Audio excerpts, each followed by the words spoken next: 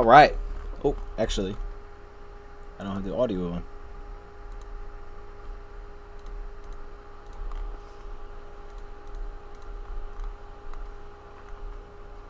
I can't hear it. I can hear it, but they can't hear it. Let me get that going real quick.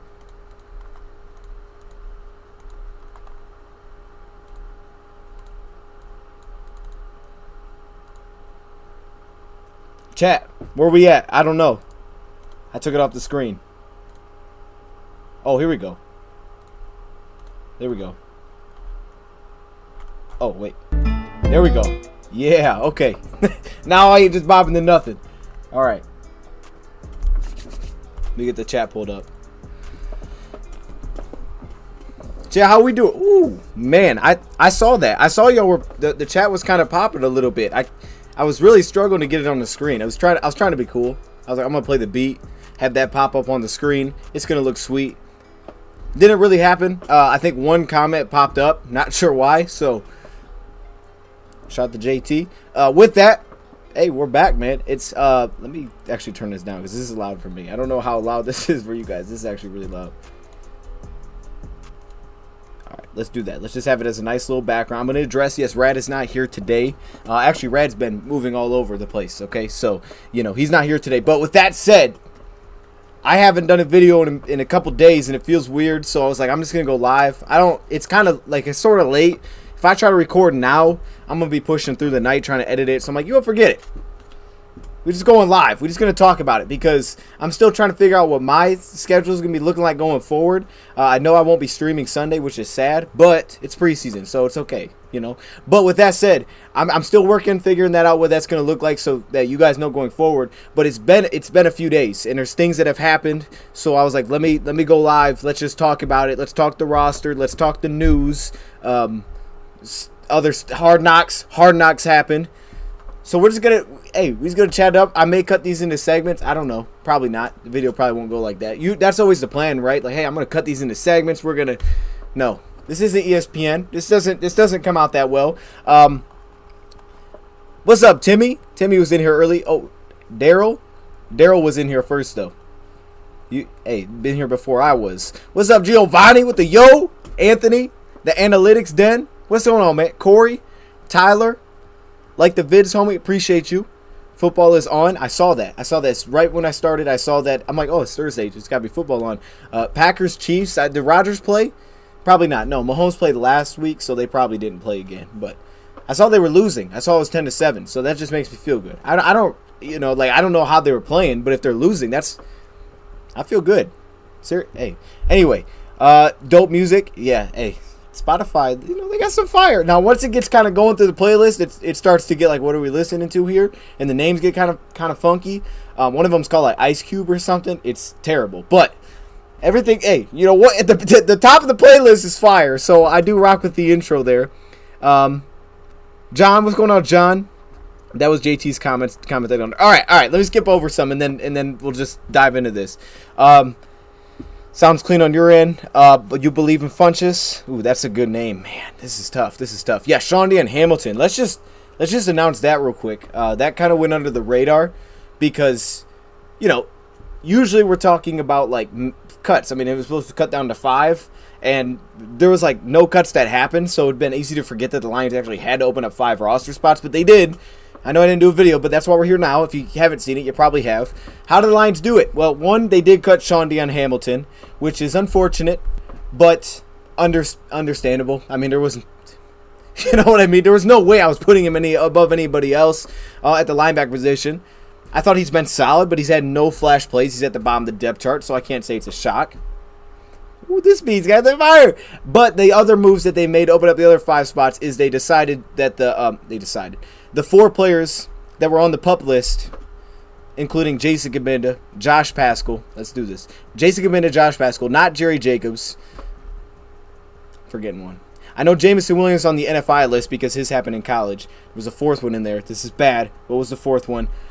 I should just pull it up. We're going to talk about it. Let me just pull it up on the screen, and then we'll just kind of discuss it a little bit, some of these injury updates we've gotten, instead of me trying to remember because I'm going to, yeah. Okay.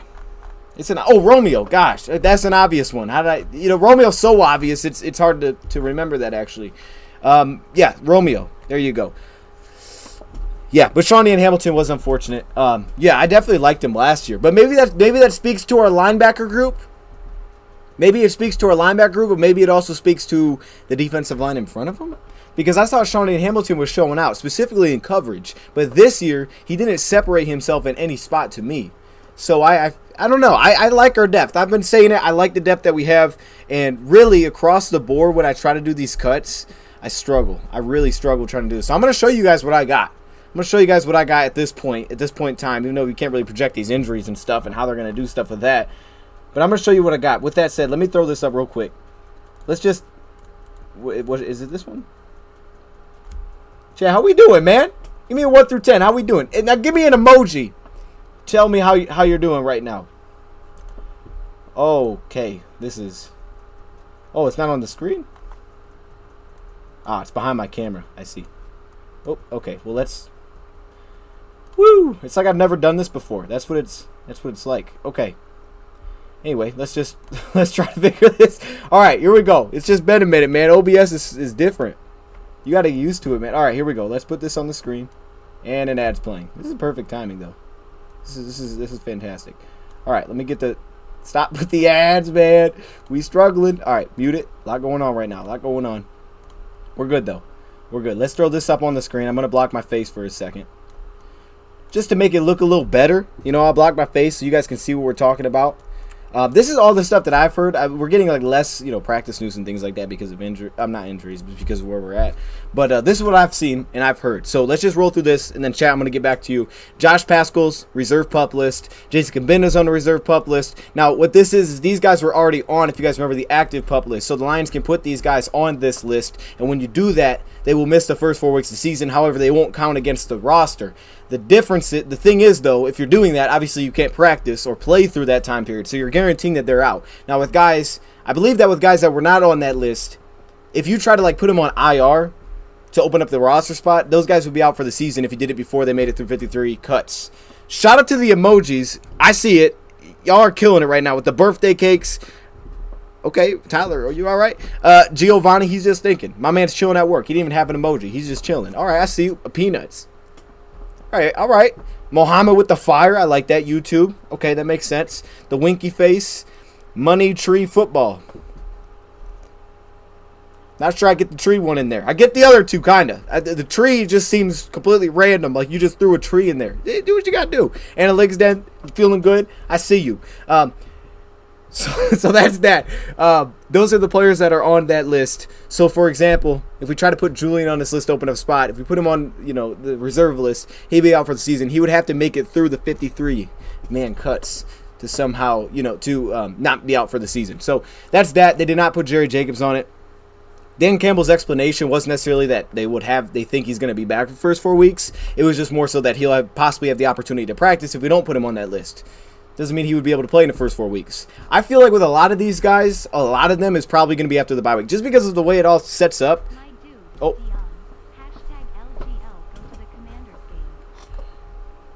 Snap. Okay, my man. Hey, baby Zubas, I see you. Hey, we'll see. I mean, I would love to. Again, when I know, I'll let you guys know. I like this better. This is kind of cool. I can't do this. What are we doing? Appreciate you. Oh my gosh. I appreciate you, man. Okay, the emojis, that was an idea right there. But yeah, so I just wanted to touch on those real quick. Just to kind of set the... Why am I moving around? So just to kind of set where we're at. Man says I want Paschal gone. Man, what the... All right, when Paschal gets back, our run D is going to... And that's the thing, man. The truth is, though, I do forget about a lot of these guys. I'm sure you guys do too. Like I said, I literally could not remember Romeo's name. I forgot about the guy. I mean, we just haven't. And the thing is with Romeo, it's not like Okuda where you remember Okuda because there's all these videos going out there. Romeo is like off the internet, man. That dude is not on the internet, not posting things. He's not fishing like Frank Ragnow. So you just don't know what's going on there. And I get it. Hey, you do what you gotta do. But my point is, it's easy to forget about guys like that. But to think the Josh Paschals, the Julian Okwara is kind of in that boat at this point. Where it's like, man, he could definitely be on the list, but he's not. It's a lot. I'm missing my fellow, Greg the Egg. Greg the Egg. Where is Greg the Egg at? Now they're good for Levi. Yeah, we're going to discuss that because actually the answer that, well, not the answer, but what Dan Campbell told us about Levi, the way he said it made me feel kind of good about Levi. I don't know. The way he said it was when he was asked about Levi's status. He said, if you're a twist him arm, if I had to give you an answer right now, I would say it's unlikely that he plays week 1 against Philly. To me, that's good news. Now, it's not good news that, oh yeah, he's going to miss. The good news is there, because he probably will miss. I thought we were talking for the season. I thought that's how he's going to answer the question. And he said for the first game, it makes me think that legitimately they believe he could probably be back before the bye week. So I don't know. It's just, he said it's moving at a stale's pace right now. The rehab he's going through, there's nothing they can really do about it. So yeah, I'm hoping he gets back, because especially after, having last year, it's like, dude, that's how it goes, man. What's up, Adam? What is up with our 2-pick? Hutchinson? Or are you talking about J-Mo?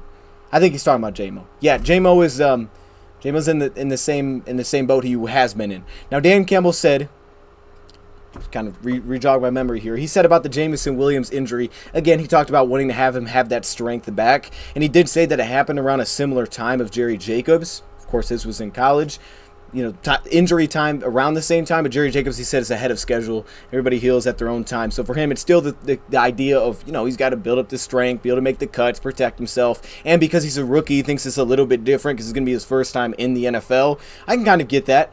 I would also say that it does really feel like he's coming back after the bye week at this point. It just makes sense because the way he laid it out for Jerry Jacobs was like, hey, we don't know if we want to put Jerry Jacobs on this list because the benefit would be, yeah, it opens a roster spot, but he won't be able to practice, and it's you can't just get back and play. With that said, though, Jerry Jacobs, he did kind of leave it open as like it's possible that we put Jerry Jacobs on this list. He kind of left it open if depending on how the roster shakes out. Like if we want to keep an extra guy, we might put him on the list because it's like, hey, is it worth having him maybe practice a couple times or keeping an extra guy on the list? That's a battle you're going to have to decide on because Jerry Jacobs is super valuable and you don't know how the season's going to open up and how it's going to go. And maybe getting Jerry Jacobs back quick is necessary. I mean, who knows what happens to your corners in the first 2 weeks, right? So there is that balance that you have to really kind of battle with there, but that could be something that happens. There's a lot of that. There is a lot of that. So I just wanted to knock that out first. And then we'll shout out to Michael Bike. I didn't even see him in the building. My man. Hey, I'm gonna get back on the shows. I apologize, man, for not being on the shows. It's just been hectic as heck. I don't even know when I'm free at this point. So once I get it figured out, I'm back on there, man. Who you think will be the kick punt returner? That's a heck of a question. And today, again, going back to Dan Campbell, before I show my 53 and kind of talk through it, Dan Campbell said that Khalif is his punt returner, which I don't think is a surprise. I think Khalif is a lot to make the roster. He goes in, not necessarily with the first team, but when he plays the top reps, he does his work, and he gets out. That's it. I mean, he doesn't make mistakes. He catches the passes thrown to him, and he's done. And even to what Seth Ryan, pull it back, our assistant wide receiver coach, said about him, is that he could be the Jameson Williams while Jameson Williams isn't here. He can run some of the concepts that we run with J-Mo, that we're going to run with J-Mo, what the division is for Jameson. So, obviously different, but definitely think he's made the roster. Definitely think he's a punt returner. He's a good punt returner. He's reliable. They know what they're going to get. I think he's a punt returner. Now, kick returners where things get interesting because I think it's easy to just put Godwin, but there's so much that could go into that, right? Because I get the idea of like, well, hey, this guy could return kicks because the way we were blocking it looked like anybody could return kicks, right? But Dan Campbell doesn't kind of give me that vibe of like, hey, you didn't return kicks at all in the preseason. We didn't really try you there, but we think you can do it. Godwin, he's seen it, right? He said, I know what we have in Godwin to an extent. He kind of put it like that, so it felt less confident as it did with Khalif. But he doesn't seem like the kind of guy that would just say, hey, we're going to throw this guy at kick returner, even though he's never done it. Like, if there's a chance that you do it, I feel like you would have gotten some sort of reps at kick returner at this point. So that's my thoughts on it, but I'll show you guys my roster in a sec. We'll kind of go through that. But it's interesting. Did you guys see Aaron Donald video? Did not, but I heard he was up for suspension or something. I don't know what he did. No clue. So I did see that. I don't know if that might be fake. That might be false. See what Alex, and I'm on board with that. Like for me, Maurice Alexander is 100% in contention for a roster spot. I think he is 100% because Dan Campbell put it out there. He made it clear. We don't want to just have backups that are like, hey, yeah, that's good when he comes in when the guy gets hurt, whatever. our backups need to be able to play special teams, because if not, your special teams unit will never be good. So he values that special teams. That's why he literally said, hey, Tom Kennedy, we're trying to work him on special teams because he's got to be able to play that. So he values the special teams ability. And to me, Maurice Alexander, I mean, I just think I think it could make sense. Your 6th wide receiver probably won't play very much. Kennedy had, 34 receptions last year? And we had the injuries that we had. Now, of course, part of that was you traded for Josh Reynolds. But, I mean, you were hit with it. So, to think with the Cephas injury, of course, he had Tyrell week 1, how little he still played offensively, to have a guy that you potentially think is an electric kick returner, I think you would take that over a depth receiver. However, I don't know if he thinks that of Maurice Alexander. He may think that Godwin is just as good, because it sounds like he doesn't, at least from what he said at this point, that he hasn't separated himself, and he said it's tough to do that within 2 games. So I know we're talking a lot here, but it's the time of year, man. It's the worst time of year, especially with Hard Knocks. You know, you got Hard Knocks showcasing the bubble players. Like, it's tough, man. It's tough. And, like, legit, not just saying to say it, when I look at the roster, I struggle with saying, well, who do I cut? I really think that we have some darn good players that are going to get cut, and guys that can make teams elsewhere, for sure. And then there's the weight of, okay, well, hey, if we cut this guy, which guy is more likely to come back to us? And then there's the waiver wire that comes into play, because even Dan Campbell brought up with quarterbacks, and he said with every position, we can still go sign somebody. We're second in the waiver claims because of last year's standings. We can still go get someone, and then that throws off all the 53-man roster predictions, right? So there's a lot that goes into it, but I'm going to stick with what we know as of now. Again, let's see what the chat's saying. I believe I saw Godwin only had 2 30-plus returns. He only had 2 30-plus. Okay, that's not great. But here's, okay, I think it was his, I'd have to find the numbers. I believe he was a top 10 kick returner last season statistically on average. And he didn't fumble as a kick returner, I don't believe, which is good. But he sounded less sure of the idea that was like, hey, Godwin's our kick returner. He sounded much less sure of that. Now, that's when you get to the running back competition, when you're talking Justin Jackson, you're talking Jermar Jefferson, when you're talking, not really Craig Reynolds. Craig Reynolds is a lock. I liked how they showed Craig Reynolds. That was cool. He's a lock. But when you get to those two, Godwin's still possibly in it. But when you get to those guys, man, it's tough, because then, again, we talk about special teams value. I'm not overlooking special teams value at all here, because just look at how they utilize. Like, first off, Craig Reynolds is a fantastic special teamer from what I've seen, playing kind of like the fullback role in the kick return unit. He's a great special team blocker. But then you have Jermar, who's in sync with him, and they do well together. They did mix in a little bit of Justin Jackson. I saw specifically in the Atlanta Falcons game at the end of the game, his in kick return blocking. So I was like, okay, they got Justin Jackson a little bit involved there. But that special teams value, if you have it, I mean, that can make a team, because he wants his special teams to be really good. And we know Godwin, of course, is the returner, but that's what he is. And if he's not the returner, then what is he on special teams? So it's a lot. It's a lot. We need Kennedy wide receiver for trick plays. That's true. That's underrated. Hey, I'll give you that. I forget about that too. All the trick plays that Kennedy can bust out there. They said someone could not throw. They said he could throw and he could not throw last year. So I'm wondering who that was. Do we know who that was? Who couldn't throw? Who looks like the type of guy that couldn't throw? I got a feeling Josh Reynolds probably couldn't throw football. Like, I love Josh Reynolds, but he just kind of looks like the dude that probably yeah, I can throw it. That's not a good throw. Anyway. Yeah, Trinity Benson had one that got across the 30, right? And the other ones weren't very good, but, it's so dependent on other stuff, too, the blocking and how those things set up. Trinity Benson, man, I don't feel that they feel very confident in that being a part of Trinity Benson's role, because his role completely dropped off. Like, you look at it from week 1 to week 2, he just stopped really getting returns in the second preseason game. So I feel like they're like, all right, we've seen enough, it isn't that, moving on. Because even in week 1, they had Khalil Pimpleton do at least 1 kick return, and he didn't do that in the second week. So I think they kind of moved forward to Maurice Alexander, and I'm assuming he will get the start at that. They pretty much kept everybody around that they could. He's going to have to light it up again. And then if he does, now things get interesting. I don't know. I don't know where that's at. Final week of cuts will be the hardest. Yeah. Kennedy better be a lock. All right, what do I want to hit on? I want to hit on something else, too. Oh, we got to talk Malcom Brown, too. Malcom Brown. If you guys didn't hear the news, this news actually happened today, so we're somewhat on top of something, sort of.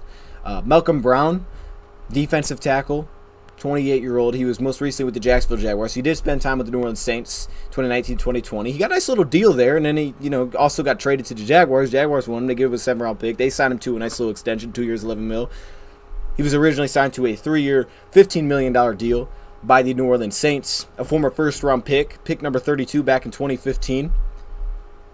There was actually rumors that the Lions would draft him that year too, which is really interesting. But apparently the Detroit Lions brought him in for a workout or visit. I think it was a workout. This brings everything, makes it real interesting, especially when we get to this 53, because now I'm like, wait a minute, hold up. This makes sense, though. It would make sense that they're going to sign someone. And if you take what Todd Wash said, then you take how quickly they brought in someone for a workout. Of course, he has connections, so that's definitely part of it. It would make 100% sense, based on last year as well, that they would go sign a defensive tackle. Now, my thing is it wouldn't maybe be a bad idea to wait to sign that defensive tackle until after the cuts, see who's available. But then, of course, you're risking that you might not get the guy. I don't think that'd be a bad idea. Get through the 53. Don't plug up a roster spot now with someone that you have to try to keep through. Because if you go get someone now, you're probably keeping him through the 53. So I wouldn't do it. I think I would just hold off, wait. But Malcom Brown, take what Todd Wash said first. Let's start there.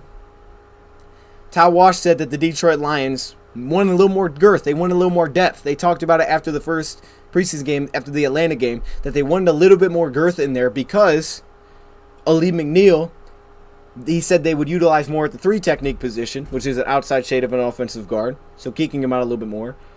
Now, as the ad plays, it also is important to mention that the Lions do this with kind of like every single defensive lineman.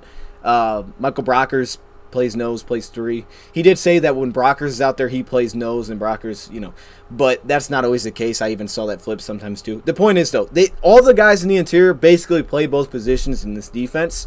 They don't just, pigeonhole into one. If you look at Demetrius Taylor, he'll move around a little bit. He said they were testing him at nose a little bit, just to see what they had there maybe, and he did well. He did really well, I thought, at nose. They did the same with Jayshon Cornell. So they move these guys around in the interior. So if you're going to be here, you have to have that versatility. But then there's also the part of that is Levi, who he already said he doesn't necessarily anticipate is going to be ready for week 1. Levi's injury is definitely, to me, a part of this because they're Demetrius Taylor, part of the reason they probably gave him reps at nose tackle. They're trying to find more depth there. That way they can kick a guy like Aleem out, who he said is athletic enough to do that because right now they already do it. They already use 2 big interior guys anyways. And they said Aleem's athletic enough to do that because Isaiah Buggs has done so well at the nose position, and those two can play together. But I think they're doing this definitely partially because there is no Levi right now. So now you got Malcom Brown into the equation. Why does he make sense? Well, think about it. Lions kept 7 interior defensive linemen last year. They currently, I'm not going to say what they currently have because I don't actually know the top number off the top of my head. My 53 roster, we'll see, it was a little shaken up. They kept 7 last year, though. And they're not expecting Levi to be healthy. So even if Levi makes the team, he's probably not going to be ready week 1. Todd Wash said that, they would have 7, sometimes 8 guys on the defensive line active going into a game. So I don't think they have to go get one, but it could make sense that the Lions would do it. So I'm going to show you guys a little clip, and then we'll get into the 53. We'll talk some Hard Knocks. Chat, I'm reading you guys, so make sure, if you guys got anything, I'm reading it. I'm going to come back to him. I'm reading it right now, though. So we keep both kickers. I can't see it, man. At least I can't see it because I don't think there's enough roster spots to do it for me. Maybe the Lions make it work, and a couple guys unfortunately may be knocked out for the year. You move off Jerry Jacobs, not move off him, but you put him on a list. You just have him out for the first 4 weeks. You open a spot. Maybe it's possible then, but I can't see it. And it definitely seems like they're heavily leaning Seibert. I got to think they give Riley Patterson a start. If they start Austin Seibert next week, as long as he doesn't go absolutely terrible and miss everything, he's the kicker, So with that said, I want to throw this up real quick. It's just going to be something to have on the background before we flip over. What is this? Oh, I could just flip. Can I show this? Wait, hold up. Okay, I don't know if it's going to Oh my gosh, this is huge. Wait a minute. Oh, this is bad. This doesn't even look right. Okay. All right, let's just, full screen that thing. Let's go. So just to give you a little look at who he is, he's number 90 here. You can see him at a 2i on this one. I didn't see enough, and I'm going to have to, if we actually go sign the guy, I'm going to go, of course, watch more and do like a breakdown on the guy at some point. But I do like, of course, he fits the athletic trait. I didn't see a lot of pass rush from him. However, last year was his career statistically. If you just go by the numbers, he had like 8 pressures last season, 50-plus tackles last year. Like I said, he got 2 good deals. He played his best football seemingly with the Saints. Maybe not like bulk production-wise, but just in terms of efficiency, seemed like with the Saints, I think the Saints used him a little bit different, more 2-eye, more 3, and a little bit more attack. Jaguars seem to be more react style for him.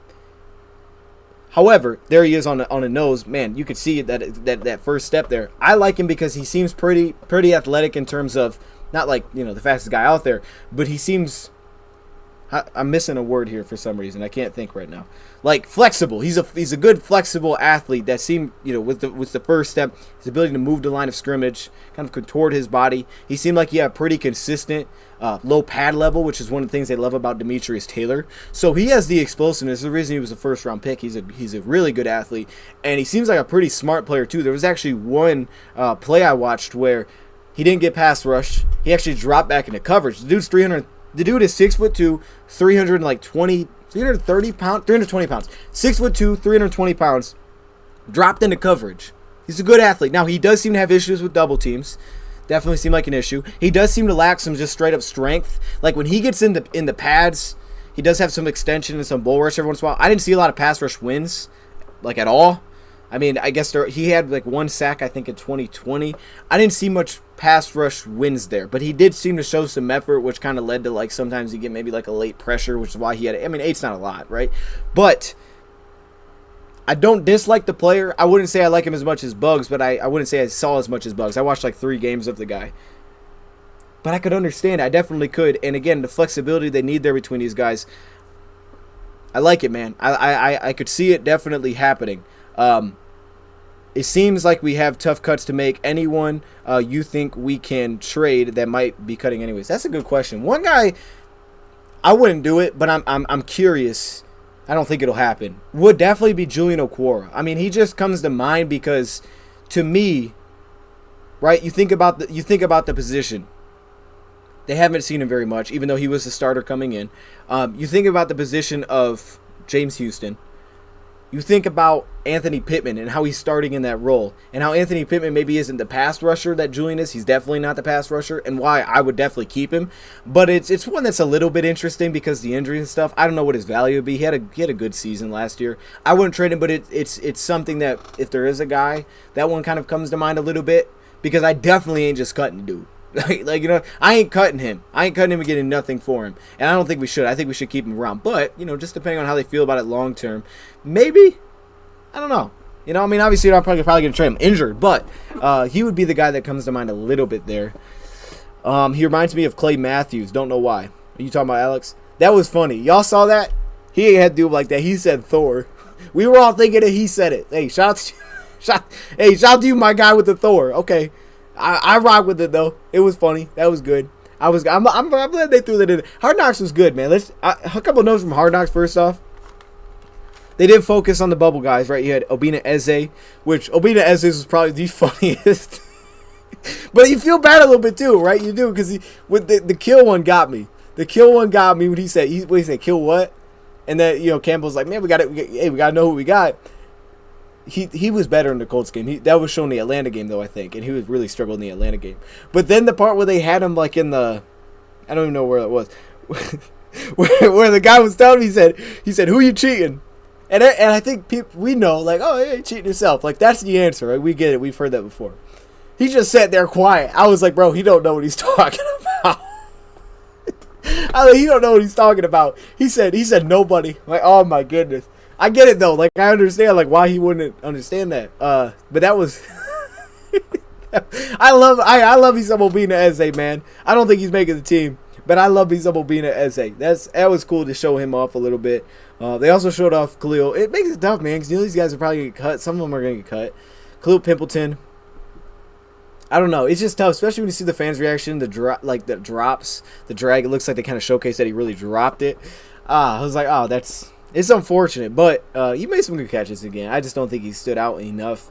Who they also showed, Chase Lucas. I did like Chase Lucas though, because Chase, first off, I loved his demeanor. He definitely seems smart. I loved, he was aggressive, but he's played like a lot of football, so he gets it. And I thought it was a good answer, Aubrey Pleasant, not a good answer, but when Aubrey Pleasant said, he's probably not getting the reps he deserves and have earned right now because we're having that battle between Mike Hughes and AJ Parker at slot. So it's like, he's not competing for that spot, which is why it kind of surprised us. Like, why is he not playing? But then it was also the flip of having Mike Hughes start. That's an ongoing battle. I think both make it. That would be another position that I'm really curious. If you're saying where's the surprise cut, slot corner to me would be the spot I look at first. Because Chase Lucas, they kind of made it clear he's not competing for starters, so I would keep both. But just the idea of it, I could see that being a surprise spot. Like, for example, Mike Hughes wins the battle. Like, hey, he's the better slot. Does AJ Parker get cut? I don't think so, but it's possible because they're both slots and you have Chase Lucas that can back the other guy up. Of course, it opens a roster spot. Maybe, and AJ Parker's not playing on the outside. There's not that flexibility there. Mike Hughes is a little bit different because if Mike Hughes didn't win the role, I think he has the outside versatility. They just haven't really done that with him. Like we talked about the last one, which is kind of weird to me. But he did say Chase Lucas has outside flexibility, so I don't see Chase Lucas going anywhere. I think Chase Lucas is arguably more of a lock than Mike Hughes at this point, which is strange, but it feels like that. That's what it feels like to me. So I would say that's the position where you could see a surprise. I love me some Savion Smith. He absolutely hit that guy. That was awesome. If you knock us down, we'll chew off a butt cheek. That's all the way up too. Hey, do what you got to do, man. You do what you got to do to motivate yourself. But I don't know. That's kind of my thoughts on the whole slot position. I think it's interesting. Do you pay Hawk this year or wait till the end? I would wait. I would definitely wait. I would not. I mean, if you were gonna do it, I feel like you would have done it by now. And I haven't heard anything from Hawk, which is great. But I definitely would not push the issue. Like if it becomes something, we could discuss it. But I would not be like, hey, let's hurry and get this done. Like I mean, the benefit is you're getting ahead of the. I guess the main benefit is you're getting ahead of salary cap jumping up.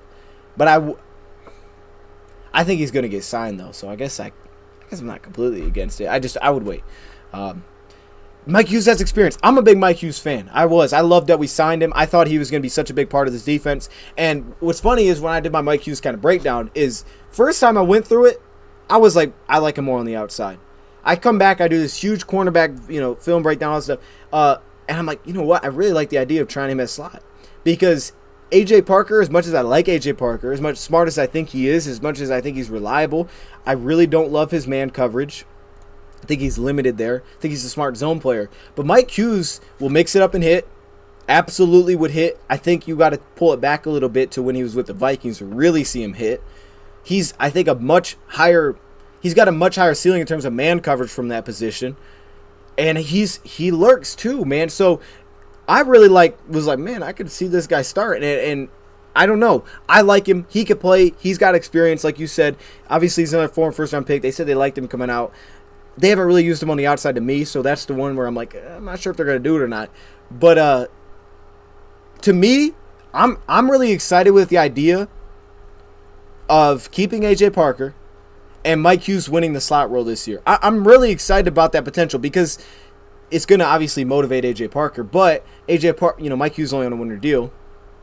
But I'm always with upgrading. There's injuries, stuff like that. I'm always about upgrading, right? So with Mike Hughes, I think it definitely could be an upgrade at the slot position this year if he took over at slot. And I'm kind of glad they addressed it, right? They're going to clearly leave Jerry Jacobs, it seems like, on the outside, but who knows? He's not even practicing. I like it. I like it because I do feel like that's a potential. I feel like that is an upgrade potentially. Would I start Rodrigo over Alex Anzalone? No, I wouldn't start him over Alex because, I mean, look at what the Lions aren't even playing the dude, And Derek Barnes is just, I don't know if he's consistent enough right now. I would start Alex and Rodrigo together. That's what I would do. I would play them together, specifically in sub packages. If I got to have two off balls on the field, those two guys I like having on the field. Now, Derek Barnes is a good blitzer, but I really feel like Malcom can blitz. They just need to kind of pull it out of him. Maybe they don't think he has it as much as I do, but I think he's got it as a blitzer too. So I would play them together. I really like that. I like that group. I think that's a smart group. I think that's fill my assignment, be where I'm supposed to be reliable. As long as I'm that in this linebacker group behind this D line, I think you got success. As long as I know where you're supposed to be and you are where you're supposed to be, I think you're going to have success. You don't need to be the most elite playmaker. Malcolm's got a high upside. But I like having those two together. I mean, I'm clear. We'll see where Alex goes long term. I think Malcom has the highest upside over Malcom, over Alex. But I like those two together this year. I really like that. I mean, that's a great guy to learn from, right? You're playing with Derek Barnes. There's going to be inconsistencies there, right? You play with Alex. I love how that could mesh. We just haven't even seen it though. So that's just, I think it would mesh well, but we haven't really seen it. With that said, we may jump back to that. Let's take a look at kind of what I was thinking for the 53. Is this thing on the screen right now? No. Okay. Now I'm not gonna lie, I didn't. Okay, you'll see. I've been struggling with this last few days, kind of think through it. Yeah, trying to think through what I'm thinking here. I'm still not. This isn't like final. This isn't like, as I'm going to show you this, it's not like perfect, complete, perfect, but I'm going to break down some different scenarios on how I think things possibly could play out. For example, if this guy gets hurt, not if this guy gets hurt, because, we can't project that. But why is another ad playing? But, like, for example, if they put a guy on IR or something, Hey, by the way, shout out to everybody that's in here right now. I appreciate you guys. I'm reading the chat. What is it, 9:50? Y'all showing love. I appreciate it. Hopefully you have a good week so far. Friday tomorrow. How you doing? Shout out to everybody that's in here, man. Just had to say that. But what was I gonna say? Now I jacked myself up. Oh yeah. This 53. So I'm gonna go through some different ideas, talk it through. Best cornerback on our team is. I think our best cornerback on our team is Jeff Okudah. Now, if you're saying, like, from what we've seen so far, I wouldn't say Jeff Okudah. From what we've seen so far, I'd say either, of course, Amani or Jerry Jacobs. But I think it will be Jeff Okudah. Okay. Let's talk through this. How do I... Oh, yeah. Okay. Great. Why is that funny? I don't know. Okay. I see you. What's up, Michael? All right, let's do. I don't know why that's funny. Okay, where's the thing at? Oh, here we go. All right, now let me talk through it. Y'all don't go crazy in the comments, okay? Give me a second. Let me explain myself. This isn't complete. I gotta walk through, move some things around as we go through it. Look at me blocking my face. I ain't gonna do that. Let me do this. Chat, 1 second. Let me move this around. I don't like this setup. This looks weird. If I do this, okay. Come on, man. Look at this. That's what we. Oh, was the chat down there? Yo, the chat was. Okay, so here, let's walk through this. Again, this is more of a prediction. This is a prediction. It's not like, hey, this is what I've seen. This is what I would do. This is a prediction. I'll talk through it. This is a prediction, though. Let me get this beat back on. Here we go. Yeah, I love this beat. I don't know why. Okay, start off at quarterback. Chat's already going crazy. I already know. I can't see it, but I know. Like, hold on. You put Boyle in there? I know. It's a prediction. I put Boyle in there. He told us. What did he say? He said they think they're starting Boyle Sunday.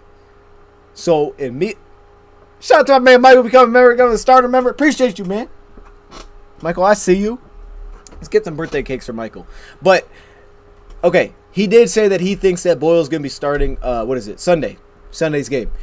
To me, I think he said it's pretty even. I agree. I think I think as a whole, as a totality of the thing, I would lean Blau. But I do think it's always like, hey, what have you done for me, right? What have you done for me? Where's the growth? Where are you at when this thing comes to an end? That's what really matters. And I think that Boyle played the better preseason Week 2 game. But it's going to be interesting because now he's going to be thrown back into the starter role. And I think Dan Campbell made a great point, but I hope he does it like this. Whoever's the backup quarterback is going to have the ammunition because Goff isn't playing. He sat out of practice today. So whoever's playing backup, he's going to have a starting offensive line. You're going to have the backs. You're going to have the receivers, it sounds like. Everybody that Goff would have. You got to go out there and play against a good defense historically. I love that. The thing is, though, he already said that they think they're leaning Boyle to start. He didn't confirm that Blau would also play with the starters. It sounds like they're playing at half. If he plays Boyle for the first half with the starters and Blau just the second half with the backups, clearly that tells you where they think it is. You would want to see Blau with the starters because that's what's going to happen if you need one of these guys during the season, right? So to me, it's a real interesting, kind of thing that he kind of just threw out there to say that. It's interesting, but I'm gonna say Boyle. I don't know. I thought Boyle had the better preseason week 2. I think they like Boyle. I like Boyle too. I thought Blouse had the better overall thing, but I'm gonna go with Boyle. This is projection.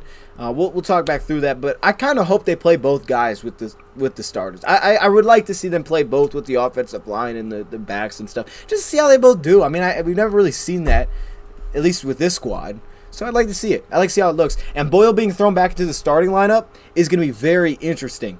Because if he comes out and struggles, like for example, Blau didn't play, I would say, great last game, but he did handle the starting position pretty darn well. He came in, handled business, got down the field, picked up a field goal. And I'm like, all right, that's pretty good. Boyle needs to come out with some fire, and he can't come out missing passes and stuff. So I'm going to go with Boyle. Running back. This is hard. This is the hardest one I've really struggled through. Because again, I'm trying to predict here. I went back and forth on this so many times. I'm not sure where this goes. I have no clue where this goes. I really wanted to put Jackson in here, but I'm going to walk through it. So, of course, Swift, Jamal, those guys are making it. Craig Reynolds, he's making it. And then I have Jefferson and Godwin. Now, we're going to have to talk through this because of spots. Cabinda's not on here because he's on a reserve list, so I'm just going to be like, all right, I got no extra spot. Here's why I'm taking both. Not both. Here's why I'm taking these two. First off, Godwin. To me, he sounds like he's leaving the door open. I think Maurice starts that kick returner. If Maurice lights it up, he could get in over Tom Kennedy. I think that's very legitimately possible. He gets in over Tom Kennedy. Godwin gets cut. Maybe it's Jefferson or can't think of the other. Justin Jackson is running back 4, and boom, that's how you go in. I could see that definitely playing out. But as of now, I think the leaning is still Godwin. He said that the kick returner right now is Godwin, so I don't think he's seen enough. So I'm doing that for kick returner. Plus, he's still transitioning. If honestly, like again, if his reads aren't always there, but if he cuts down, like there was one he just bounced out like for no reason. Like, dude, he had a hole. I don't know what he's doing. But if he cuts down on those fumbles, he was extremely explosive last year, and we want those explosive backs. Jackson, it has been that he changes pace. He fits the scheme. But Godwin really does too, and they already have a familiarity with him. And if he returns kicks, which they haven't given any responsibilities to with Justin Jackson, I think he would have the nod. Then it's Jefferson versus Jackson. And this one's super tight. Keeping Godwin makes me feel like it's more possible that if they kept another back, it would be Jefferson over Jackson, because of stylistically, they would then have Godwin, and they could really, I mean, they wouldn't need to have Jackson and Godwin to me. I don't think you need to have both of those guys.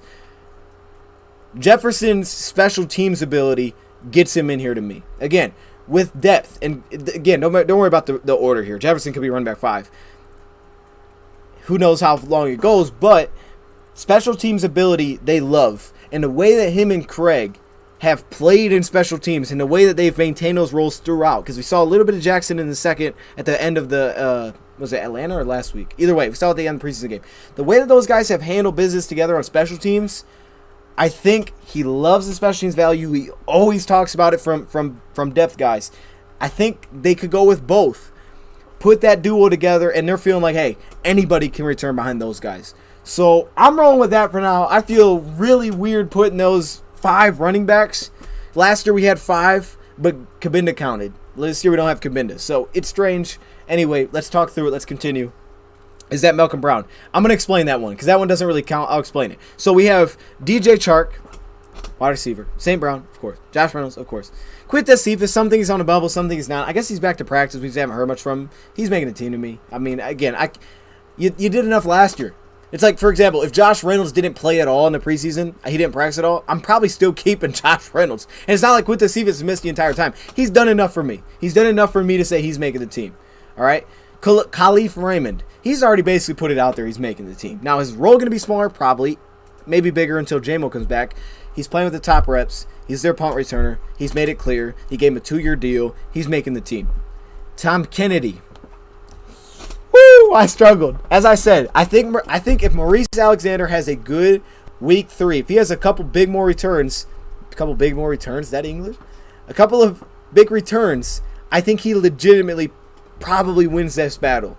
I think he does because special teams impact. Again, Kennedy didn't even play that much last year when he made the roster, and he didn't bring special teams value. So they tried to, but the thing is, he said they have literally forced himself to try to find some sort of role for him on special teams because he won't go away. And I feel like Campbell would rock with Kennedy. I think it's like this, and I think it was like this last year. Rashad Perriman, right? Tom Kennedy. Tom Kennedy's reliable. He's catching all these passes. He's limited. He may not give you much special teams value, but he's reliable. I know him to get. Then you got Perriman. He needs to just do something to take the spot. We know what Kennedy is. He's not locked in. Someone has to take his spot. That's where I think this kind of sits at right now. Someone's got to take this dude's spot. And I think Maurice could do it. I think Benson could absolutely do it. I really struggle not putting Benson on here. But to me, Benson's special teams value, I don't really know where it is. So I'm going to say, I don't know if anybody takes it from him. I don't know. I don't know. All right, tight end, we got 3. I see my man put Zylstra. I respect that thinking. I thought Zylstra has done really well, and I think it's very legitimate that you would say keep Zylstra. I'm very cool if they keep Zylstra. I just struggle keeping 4 tight ends. I know I kept 5 backs for like crazy. We kind of did last year, though. 4 tight ends, I can't see it. I can't see us keeping 4. Now, I think 3's fine. We kept 2 last year. I think 3's fine. We could go 4, maybe because Kabinda's out, and they're like, hey, Shane Zylstra could give us some blocking. Then maybe. Maybe then. I'm going to go with Hawk, Wright, and Mitchell right now. I don't think James Mitchell's getting cut. I don't think James Mitchell has done as much as Shane Zylstra, but I think he's shown his potential off. And I think that's all you need. He's blocking well. He's lead blocking. He's only played 1 game, so what is he really supposed to do? He's done it. He's taken advantage of the opportunities that have come his way. He's healthy. They're not cutting that guy. They won't do it. So then it's Shane Zylstra. Do you keep 4 tight ends? Because I don't think Brock Wright's going anywhere. He's already told us, hey, look, Brock Wright is like the number 2 tight end. Like, if you could, a number 2 tight end, that's Brock Wright. It may not look pretty, but he'll catch it. He'll block. Brock Wright's making the team as the 2. Hawk's making it as 1. So to me, the only way this shifts up, because I see you guys putting Funches in here. I love some Funches too. And I would also, because again, if I was doing this is a projection. If I was doing this, I would definitely heavily consider cutting Kennedy, keeping Funches, and just calling him a hybrid. I would do that. I probably would lean that way, actually, because I haven't seen a lot of him, which I think is why it's going to be hard for them to keep Funches, even though the difference is Funches did well when he had the opportunity. I would do that. I don't know if the Lions do that, and I really struggle seeing them keep 4 tight ends. So I'm going to go there. It's tough. Okay, offensive line, no surprise here. The backups, we kept Evan Brown. I kept Tommy Kramer. I think he's been the best backup guard for sure. He played both spots. And Matt Nelson. Really no tackle has done that well to me. Kendall Lamb, like they increased his role. It was like they were trying to see something, and Kendall Lamb just did not do well. Really struggled. So I think that was kind of like, all right, we gave him a shot, didn't work. So unless they don't keep a tackle, I mean, maybe Dan Skipper. I don't see Dan Skipper making over Matt Nelson. I don't think he should. I think they go back with Matt Nelson again. Now, this is one of the spots where I'm definitely like, hey, look at waivers. If someone comes available, go get him. Like, that's me. I wanted to draft a tackle. We didn't do it. So I'm on board with saying, hey, if someone comes available, go get that guy. But for now, I'm going to go with Nelson. They got to come in with a backup tackle. So what does that put us at before we go to the other side? 8 offensive linemen, 11, 6 wide receivers. That puts us at 17. 5 running backs. That puts us at 22. And then 24 offensively. Okay, so we got 24. Let me write that down. That way I can kind of explain what I'm thinking here. Okay, defensive line. So I put a star next to Levi because I'm just not sure what's going to happen with him. But again, it sounds like not put him on IR. And to me, I wouldn't do that. If he's talking, he probably won't be ready for week 1. It means they think at some point he's be ready sooner than I thought. So I'm not putting a guy on IR and having him out for the year. I don't think that's a good idea. If you sign a defensive lineman, if it is Brown, if it's someone else, that's cool. You don't need to keep him for the year. If Levi comes back and he's healthy, cut the guy. I mean, it's like you don't have to keep him for the entire season just because you brought him in through the 53. So I think you bring in Levi. You find a way to bring in Levi through the 53, I think.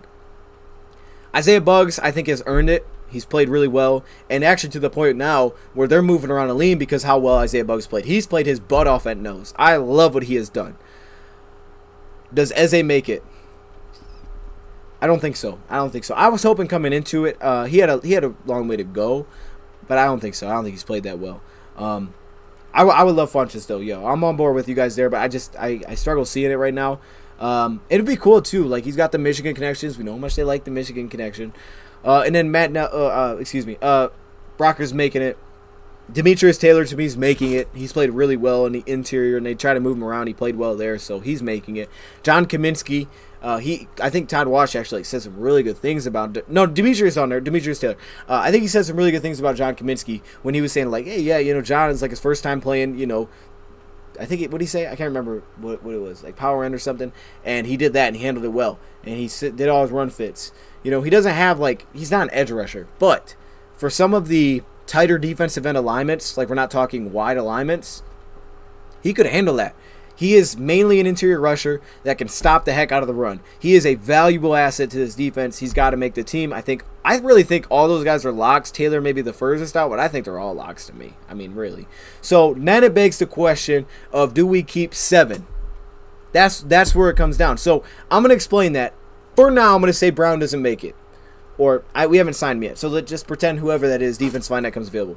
To me, they clearly want to go get one. I mean, you said it. A couple days later, you bring one for a workout. They're going to try. I mean, I would bet they signed someone for defensive line. I would be almost very surprised that they didn't. I would be very surprised if they don't sign somebody.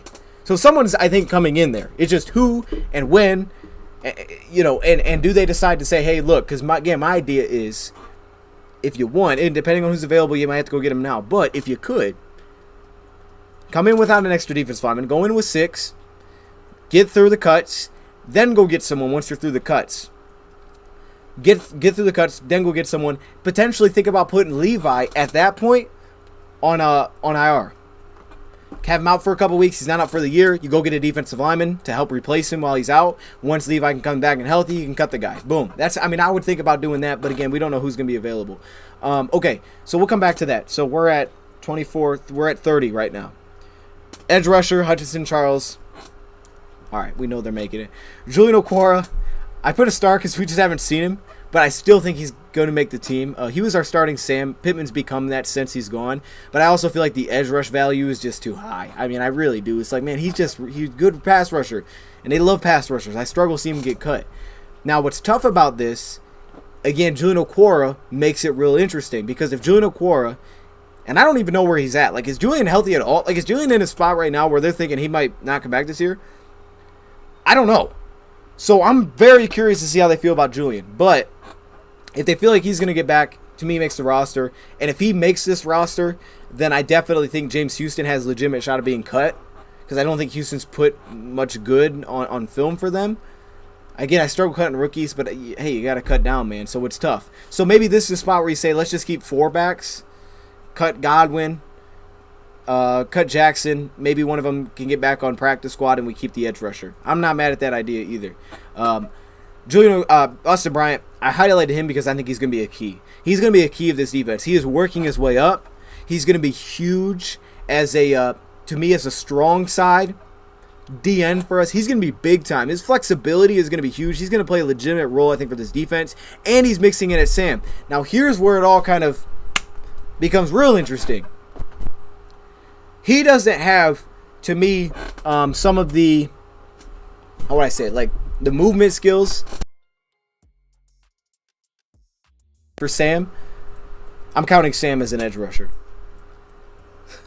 But if they feel like he can play that, maybe Pittman becomes a piece that they cut, even though he's played starter reps. I start with that.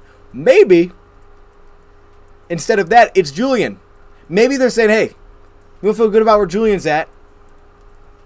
Again, I can't see cutting Julian, but we'll go with those 5. All right, so that, I don't know where that puts us at. 20, 30, 35. I got numbers on the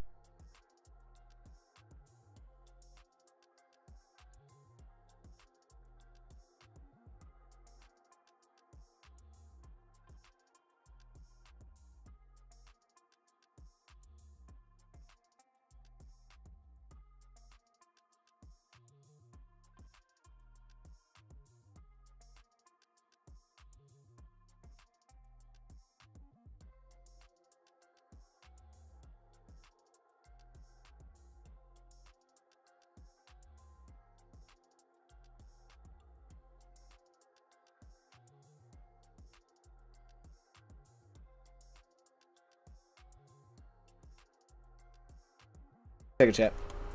I didn't realize that was going out. All right, now we're back. My bad. So I don't know where I lost y'all at. Shots. This mic's trash. But I think it makes it super interesting. Gosh, there's just so much that goes into this. Depending on what they feel Pittman. If they feel like Pittman can excel at off ball, I think then it's possible they cut Josh Woods or not Josh Woods, whoever the fifth, and they only roll with 4. I struggle seeing them only roll with 4 off ball. Shout out to the chat going crazy. I appreciate you. Chat's going nuts right now, yo. Oh my goodness. Oh my goodness. Chris, okay, Chris, calm down, man. Anyway, I put Josh Woods in here. I did this with Rad for I gotta give him some respect. Now I'm hearing he's repping with Jared Davis in the 2s or something like that. Look, I bet with Rad. I think I literally had them next to each other and said Jared Davis or Woods. If we keep 5, which one do I go with? To me, I love me some Jared Davis, and I would love keeping him. I gotta give Josh Woods some love. Another part that makes it interesting is Chris Board is a heck of a special teamer. If they feel like they don't necessarily need that as much out of this backer, which I think they think they need that, then I think Jared Davis makes an even stronger case, because now it's like, hey, we don't really need that out of you, Woods. But I think Woods played really well off ball. He just had such low reps. It's hard, and they're slowly working him up. I'm putting him at 5. Cornerback, we're going Okudah, Amani, Mike Hughes, AJ, Harris, Lucas. I just said it's possible that maybe they surprise, and maybe they surprise and say, hey, look, we're gonna cut a slot. I don't know. The biggest thing here is there is no Jerry Jacobs. I'm saying put Jerry Jacobs. I'm saying for this, and maybe you cut someone. Maybe you cut somebody and you can just open it up. I'm saying for this, Jerry Jacobs goes to the PUP list, the PUP list, and I think he misses the first 4 weeks. They're kind of it seems like weighing it now to see where he's at in terms of rehab, and they may not even touch it. But I'm just going to say they put him on the list. They open up a spot. But again, as we talked about at the beginning of this, the value is, do you value having that 53rd player? Or do you value having a potential cornerback get back a little bit sooner? Because again, if something, and I hope not, knock on wood, if something happens to a cornerback, was it really worth keeping a Josh Woods? Was it really worth keeping Josh Woods when you could have had Jerry Jacobs return a couple weeks sooner because he actually got an opportunity to practice? So I don't know where his health is there. That's a tough one. I don't know what that puts us at. I'm pretty sure this equals 53, though, so hang with me. I'm going to count through it at the end. Tracy, I'm going with Tracy, Elliott. This one's hard, too, because you usually don't keep 5 safeties. Saints would usually keep, 11 defensive backs, so it adds up fine. We have a lot, though. The biggest question here, again, is Iffy. I don't know what the heck's going on with Iffy at all. I mean, I have no clue what's going on with Iffy. So I have no idea where that status is at. I don't see him cutting Iffy. And unless it's really serious, which I have no idea, maybe it is, there's no way you want to have him out for the season. But if it is, he's another guy that can open a spot, go out for the year. I think with that, I had to keep, because I haven't seen anything from Iffy, because the Lions have seen such a small sample, I have to keep another safety in there behind Kirby Joseph, who's super raw as a rookie. I have to have a safety in there with experience. So then it comes down to CJ Moore versus Juju Hughes. I think that's another awesome battle. I think the more time that CJ Moore continues to miss, of course, the more chance that it is Juju Hughes gets that. I think if both were healthy, it's CJ Moore, no question. But I don't know. I don't know where his health is at. So I'm going to say CJ Moore gets healthy. He makes it. Boom. And then we got the special teams. I'm going with Cyber. So let me count that real quick. We got 7, 13, 16, 24. Look at that math. 24, 30, 35, 39, 45, 50, 53. Bam. Jeez, man. And we went through it all. We just discussed how certain positions and how certain guys could get cut. I'm on board with keeping Funchess. The running back thing feels weird to me. But, again, it's a prediction. It's not what I would do. I think what I would do would look a lot different. Again, if I'm doing it, I'm finding a way to probably try to keep Funchess on here for specialty. I mean, not specialty. For red zone. I know it's specific, but hey. I mean, again, if we're talking depth, at least he has a value on the team. He's a playmaker. I want playmakers. He'd probably find a way onto the team for me. I would probably come in with 6 defensive linemen. Now, Eric Banks is interesting, but he's dealing with an injury, so I think he's really hurt, and that doesn't help at all. Jayshon Cornell, I struggle because they seem to give high reps, but he's kind of going down a little bit. So it's less than usual, but I think I would do it potentially and then just go get someone after I get through the 53 because I don't think you want Levi out for the year. I'm not trying to play with that. 5 off ball. Again, if this was me, I'm cool with keeping 5 off ball backers. I don't need 5. I'm cool with keeping 4. I'm cool with not having 5 off ball backers. For some reason, I put a 4 next to it. Did I count wrong? 2, 3, 4. Okay, I don't know. Maybe I counted wrong. All right, I just realized that. Stop. Okay, so let's just act like I don't have that off ball backer. I'm cool with that. I'm cool with the idea of cutting, not having a 5th linebacker. I'm fine with that, but I don't know if the Lions are. So where did I mess up here? I messed up on the. Yeah, I put the wrong number for the amount of players. That's unfortunate. How'd I do? What am I doing? The self-proclaimed 54th man. Oh my goodness. Now chat's calling me out. That's terrible. Okay, so let me think. Okay, hey, cut the kicker again. Stop. Let's let's see. I think it would make. I think with this, the best idea would be coming in with 4 off ball. I just don't think the Lions are going to do that. I really don't, man. I think the fact that they're moving up, the fact that they're moving up Josh Woods tells me that they want another one. The math. I had one job and look at me. Why did I put the wrong number? I mean, what was I thinking? I don't know what I was thinking there. I just talked myself into, this is only 54. I mean, not 54. This is only 53. Gosh, I put the wrong number on there. That's crazy. I don't know. It's interesting.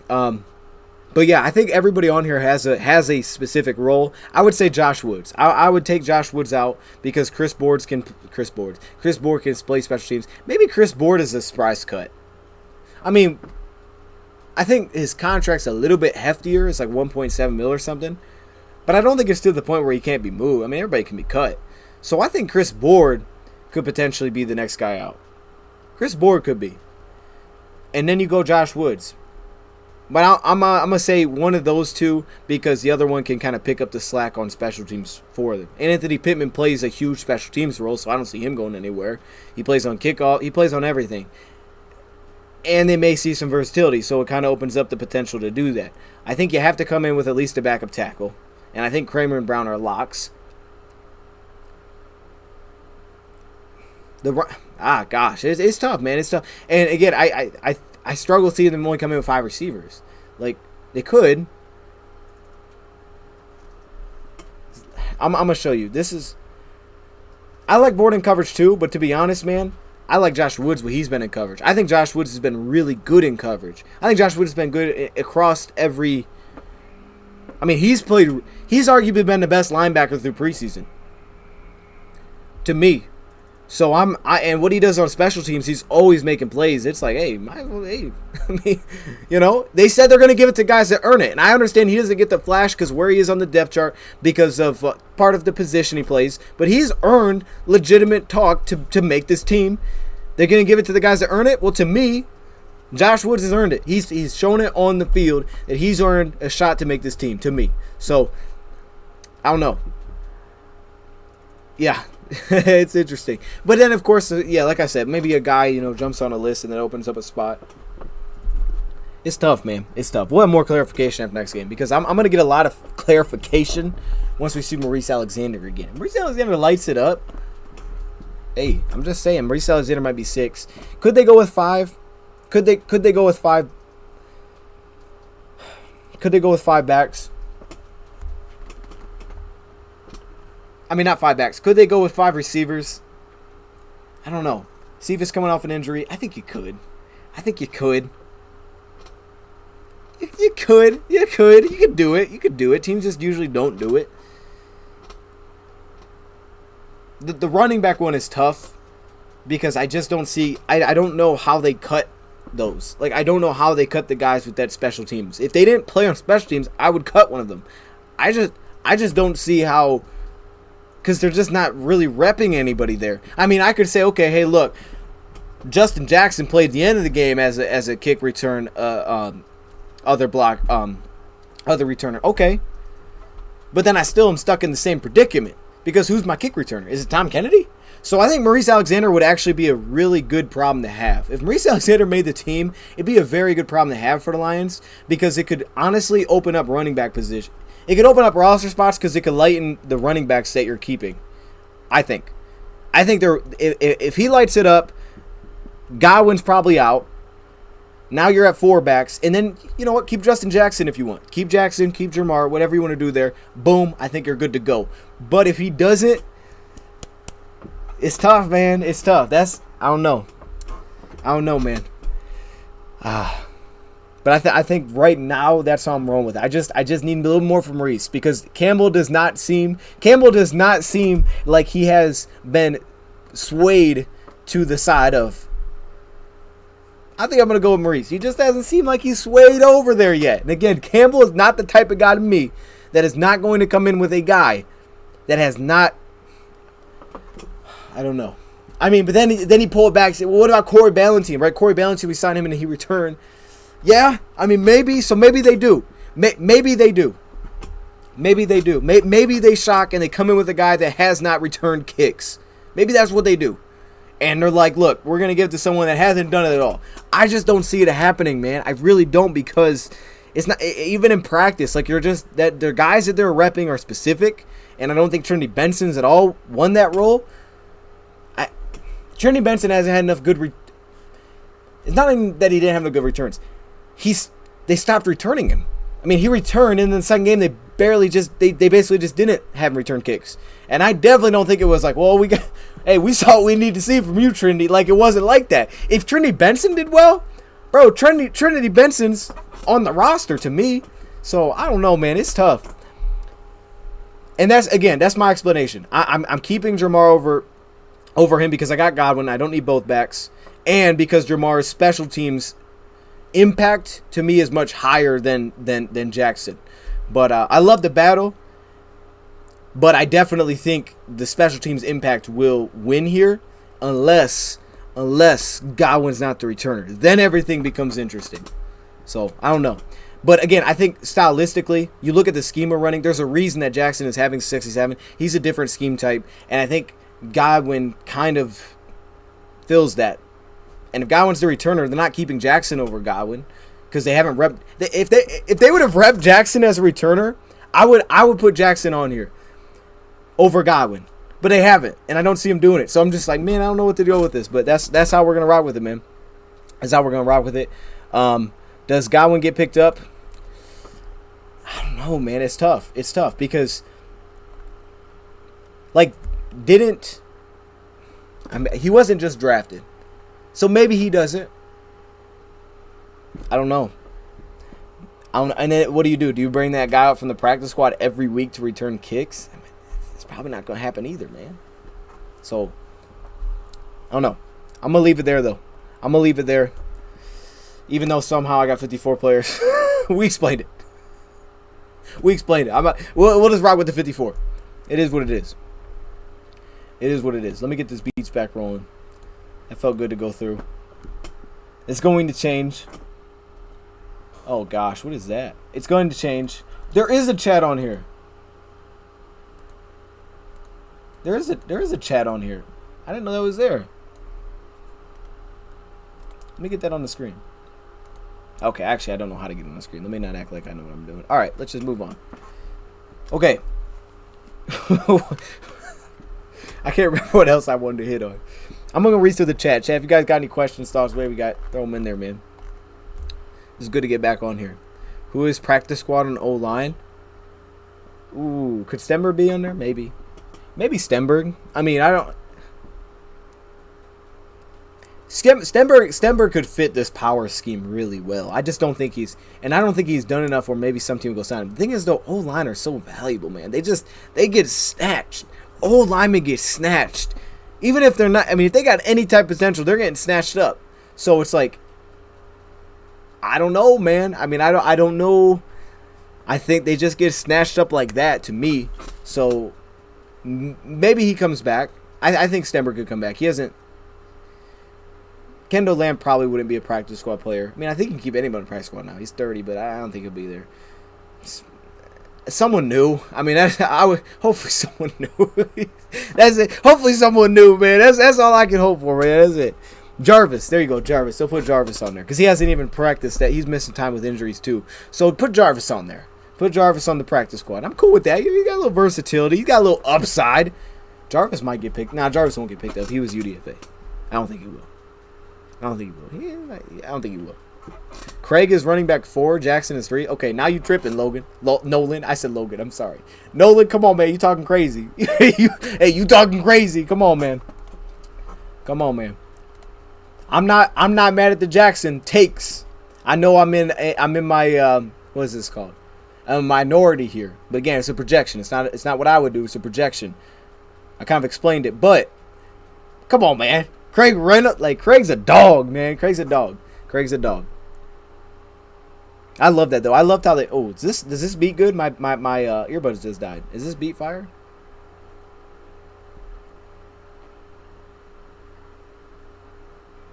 I can't hear nothing. Is this good? All right, let's talk about it. I saw someone bring up the Eze. Yes, I would bring Eze to the practice squad. I would love to have Eze on the practice squad. We should do that too. Oh, we did that last year. But we signed so many new guys last year, we couldn't really project it. Remember, we signed so many new guys, which will happen again this year. Okay, my man said, "What do you think about us going up against Pitt? You think them dudes not mad about us holding them down to a tie?" Oh, I forgot about we tied them. You can't hear any beats? Oh, maybe that's because my headphones died. Oh, so you can't hear it because I can't hear it. All right. Perfect. That's actually good for me because I can't hear it anyway. All right, good. We'll all sit here and not listen to anything together. So, yeah, I forgot they tied. No, this is great. This is gonna be great for him to play starter. Is gonna be outstanding. It stinks I won't get to see it. I'll have to go back and watch it. I'm gonna have to pull my rad, come back and watch it when it's over. But I'm excited to watch it back because this is like I thought last game. Last game was a fantastic indication of where defensive line depth is at. I was just so pumped to see those guys go to work. That is against young, unexperienced guys. They should have won the battle. They won the battle. But that's a team that has been building, man. They have been known to run the football. So go to the backups. Go to the third strings. You dominated that. And then you ran the heck out of the football. You pulled a lot more linemen in that game. You ran the football really well. Logan Stenberg started to find his footing. Tommy Kramer, the tight ends were eating and blocking. So, this will be a great matchup because if you run, my thing is if you run all over the Steelers, if you stop the run of the Steelers, come on, man. Steelers don't have the best offensive line in football. We get it, but they do got Najee Harris. They do have a very deep defensive line. They always do. They got rid of Isaiah Buggs, right? So that is a heck of a test. But again, to me, it definitely comes down to the quarterbacks. How do these guys come out and handle it? Because you're talking about a team that offensively has been extremely consistent through the preseason. From quarterback to quarterback to quarterback, they've all played well. You are going to be tested every minute of this game. 60 minutes, you're going to get tested from Pittsburgh, no matter who's on the field. They are the class of depth. They just are that, right? They just have it. So this is a heck of a team. Last year we lost the battle. Last year the game was close. I know we lost the game. It got close at the end, but we didn't win the battle. We definitely did not win the fight in that game. So this is gonna be sweet. It's gonna be sweet. Be good to see more of our corners and stuff this week too. I'm really Curious to see Mike Hughes. I really want to see how he does. Dude, if you go to Popeyes, order the blackened chicken one day. You won't regret it. Okay. Hey, I don't know if there's a Popeyes near me. I've had it. It's just not near me. I love Popeyes though. Oh my goodness. The first time I had it, where were we at? Texas? The first time I had it. Oh, that was fire. Yo, I didn't know it was like that. I was like, oh, snap. Popeyes is hype. So, I loved it. KFC's fire, too. My thing is, though, I'm not the kind of guy that's trying to, order fried chicken and sit there and eat fried chicken. Now I get it. Popeye chicken sandwich is like fried chicken on a sandwich, but it's a sandwich. I'm not just sitting there eating like a thigh of fried chicken. Like I ain't that ain't me, man. So if I'm going to KFC, I'm getting the famous bowl. I like the little popcorn chicken, the little mashed potatoes we see with the cheese, the corn. That's where the cookie actually makes it all happen. But I'm about that.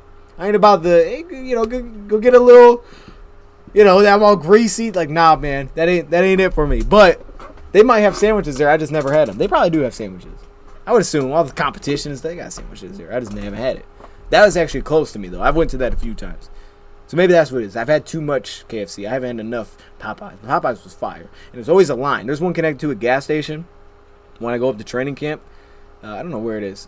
When I go up to Lions training camp, there's one connected to a gas station.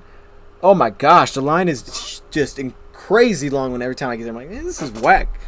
Like, bro, this is a gas station. What are y'all doing? I just leave. I've been there twice. Both times got no food. So I went across the street, I think, with McDonald's the second time.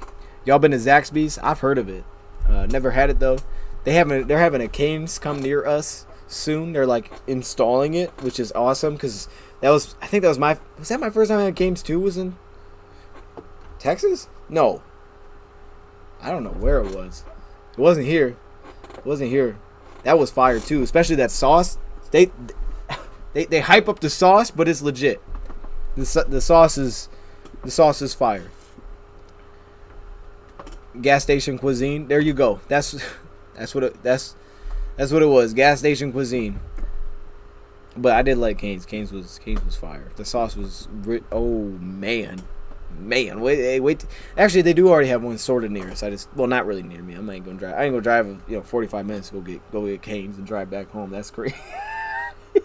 Hey, if you drive 45 minutes to go get fast food, come on, man. I'm just like, that ain't it, man. I mean, unless like that's the closest thing to you, you gotta stop. You can't be driving 45 minutes to go get fast food and drive back home. That's nuts. That's not right. Culver's or Freddy's? Freddy's. I've heard of Freddy's. I've never had Freddy's, man. I've had Culver's, so I'll go there. I got that, like, what was that thing I got there? Like, their sandwich, it was like a melt. Ooh, that was fire, too. The melt was fire. Yeah, that melt was... Come on, man. 10% food reviews. That's facts. That's facts. We got to mix in a little food reviews here and there, man. We got to mix it up a little bit, we got to mix it in a little bit. Change it up. Savvy Sliders. Okay, I don't know what that is. Chiefs up 17-10 versus the Pack. That's good to hear. I hope they lose, but that's good to hear. I want to go to training camp next year. What's the process to going? Do you have to? No. Now, if it's like a loyalty member day, then you have to have season tickets. I think that's what it is, season tickets. Otherwise, you just show up. You show up. The earlier you get there, the better chance you got to find a seat. Because this year had a lot of people. And there you go. And then at the end, you can try to get autographs. That's it. You just show up, man. So it's nice. They got a nice setup.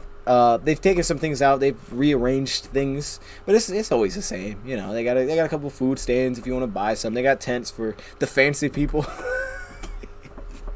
They got tents. They got bleachers to watch, man. But it's a good time. I love going to training camp. Getting up early, drive to training camp is worth it. I am losing money 100% driving to training camp, coming back home and making videos on it. I am 100% losing money doing that, but I love it. I love going to training camp. Deanna, and this is Diners, Drive-Ins, and Dines. Oh, okay. I don't know. Okay, I see you, Zach. Five Guys overpriced. I don't go to Five Guys enough either, man. I should do food reviews at each stadium. Man, I only have 2 food reviews. If I go 2 more away games, that would be kind of fire. I thought of doing like not in person. What does that mean? In person? I've thought of doing like things from the stadiums more, but I gotta go to more away games. I've only been to 1 away game. Green Bay was my first away game. That's it. So, I mean, I didn't get food there. Did I get food there? No, I didn't get food there. I had food after there. We actually had food. Y'all know the hotels. We had food out of the fridge at the hotel. So like, you know how you go to the lobby and they got like, oh, this is a little. I think I had a grilled cheese. Nah, it wasn't a grilled cheese. It was it was something like a grilled cheese out of their fridge, put in the microwave. Bam, that's what I had. That's what we both had. That's what we both had. So because there were so many people, we couldn't order food. We had to have that. That's what we ate. And it's okay. I mean, we were all kind of down anyways because we just lost the game. So it wasn't like we were like, oh, let's go. You know, it was kind of like, oh, dang. Because the first half was hype. The second half wasn't as hype. Especially on the road game. Like, it's different, man. I don't know what's more depressing, losing at home or on the road. I mean, you would think it'd be on the road. But honestly, losing at home is pretty depressing because everybody's upset. I mean, majority of people are not happy. And then you get the little away fan there. It's like, hey, man, it was a great game. It's like, no, it wasn't, dude. Who are you? We didn't talk at all during the game. Now here you is. Like, what are we doing here? You know what I mean? Nah. Just anyway, though. I was playing. Anyway, though. Yeah. That's microwave grilled cheese. Oh, yeah. I mean, it was actually kind of solid, though. Was it grilled cheese? I don't know what the heck it was. It was something like grilled cheese. I rock with it, man. I was like, okay. I mean... Yeah, I mean, I had that in I think I had, like, you know how they got them cups? They always got the cups in the hotel rooms. And so, all right, here's a cup, plastic on each cup, put it in the bathroom sink. It's like, this is weird, but it's what we do. The water's never cold, so it's always like, I mean, some people like that. It's like, you got that room temperature water. Look, do what you got to do, man. I mean, that's what it is. That is hotel at its finest. You pour it in, and it like bubbles up, like as if it was carbonated, but that's because the water's shooting out so fast. I don't know. Appreciate you, Lion Rumble, man. Most boring play caller in the NFL. I'll say Al Michaels. Bro, who is the Al Michaels? Wait, is that Al Michaels? He doesn't do it anymore. Was it Boomer Esiason? Like, I'm not. Who did Boomer do it with? Boomer. Nah, I feel wrong, bro. Like, he wasn't bad. He was goofy, man. Boomer, and he did it with someone else. I don't remember who it was. I think it was him, man. I don't know. Man. I was like, but I don't think he does anymore. I was watching old game I had on the background. It was like Packers and Patriots or something. Just had it on the background. You hear him talk, man. He's very distinct. Al Michaels. Oh, and he does it with Chris Collinsworth. That's right. See, now it's, I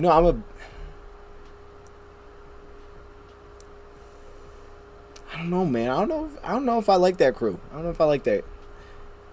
But what they need to do is they need to update the I'll save it. A sub during the game would be great. A sub during the game. Who scores their first touchdown of the season? I say Swift or Brock Wright. Brock Wright. That would be wild if Brock Wright scored a first touchdown. Who was it last year? T.J. Hockenson, right? Yeah, it was Hockenson that scored a first touchdown. Well, knowing that, you're gonna go to the guy. I say T.J. Hockenson again. No, actually, not this offense. We're gonna run the football, and we got something to prove in terms of running in the red zone. I would say Jamal. I say Jamal. He'll run it in. Yeah, I mean that would make sense. Lions +4 is Philly. Yes or no? I'll be at the game, dude. Absolutely. It's a huge game, and every time I talk to someone about it, like it is. I think it's big. The Lions need it. I think they need to win this one. I think they need to get a start like that to the season. We need Gus Johnson to do our games. Gus Johnson. See, y'all know the people's names. I don't know him like that. I've heard the name. I don't know what he sounds like though. Gus Johnson. Only guy I can think of is I know Dan Orlovsky. We need Dan Orlovsky to do our games. That's what we need. Dan Orlovsky's goofy too, man. I love it. He's goofy, man. Because you know how, like, announcers, I'm sure, like, taught it. Like, you know how everybody does it. When you announce, you kind of get, like, hyped. Like, at certain parts. Like, there's, like, certain parts of the play where you get, like, really pumped up. And it would be like random stuff for Dan, bro. And it just makes me laugh. I love Dan Orlowski as a commentator, but it just makes me laugh. Like when, like, it's so weird.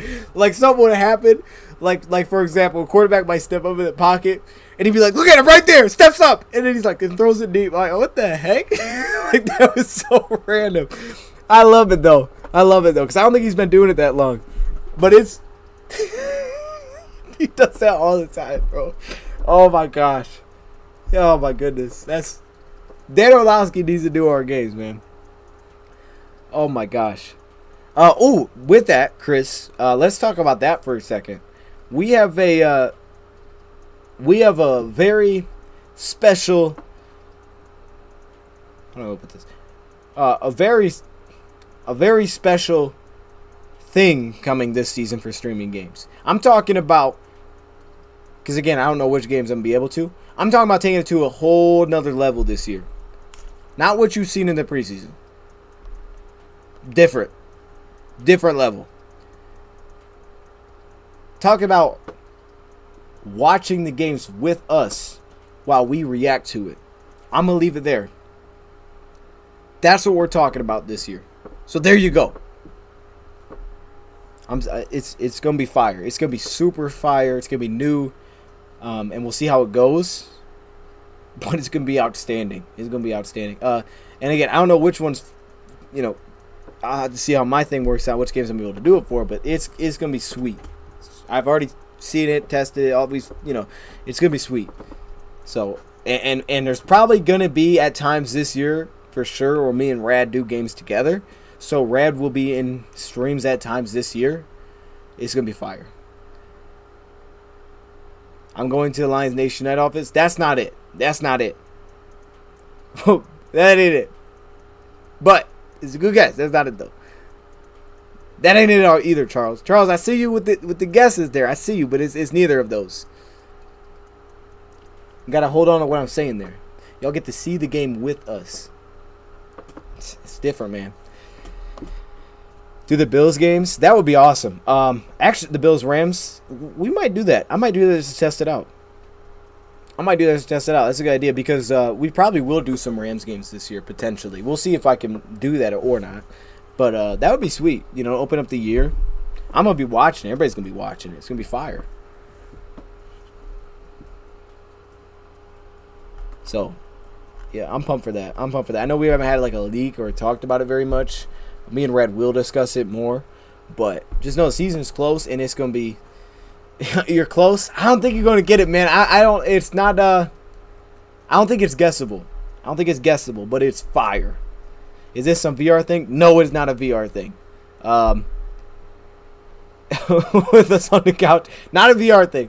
That'd be cool though. Maybe you could do it in VR. It'd be weird. You'd probably just get sick. I don't know if that would. Those VR things look cool. Has anybody done that? Like the NBA games, they like have the people like we just like get a floor view or something. I've seen it. I don't know if it's like legit or not. Has anybody ever done that? Like the floor VR view for like an NBA game or something? Not floor view, but like I don't know what it is. It looks awesome. I'm like, man, that would be fire. But I don't know if it's like legit or not. 3D. Nah, so y'all are like going completely way out here with it. No, none of that craziness. I'm just saying. Yeah, I'm gonna be on Fox. There you go. I'm gonna be on Fox. Nah, man. But we got some cool things on the way. Again, I'm just kind of figuring out what my schedule is looking like. So I'll adjust to that. I'll adapt. And I don't know when I'm gonna get how videos and shows are gonna work this year. It's unlike any other year for me. This is completely new for me. So I'm figuring it out. It's just weird right now. Once I get into a routine, I'll kind of know what's going to be happening. But right now, it's kind of weird. So once I know more, man, it'll be, we'll have a better schedule. Who should be the backup? Yeah, let's get this thing wrapped. We got an hour and a half. Let's get some last things in here. Who should be backup quarterback? Man, I don't know, man. I don't know. I'm really completely even. I think it'll be Boyle though. I'm gonna say I think it'll be Boyle. The VR NBA thing is somewhat of my buddy's works for that. Oh, does he? Okay. We can see Rad eat a potato chips in 3D. You probably will see Rad eat potato chips. I mean, that's just expected. I don't remember. We did like the Seahawks one. It would be way better than that. But we did something like that. I don't know. He was eating during the stream for sure. If you know Rad, he was definitely eating something. You and Rad may get to attend the season. I've talked to him. It doesn't sound like it. It doesn't sound like it. But like I said, we should be doing some streams together this year, which is going to be sweet. But it doesn't sound like it in person, unfortunately. But the far out plan is definitely for 2024's draft. I mean, a lot's going to change between now and then. But that's the far out plan, is that he's going to be coming here for that. So,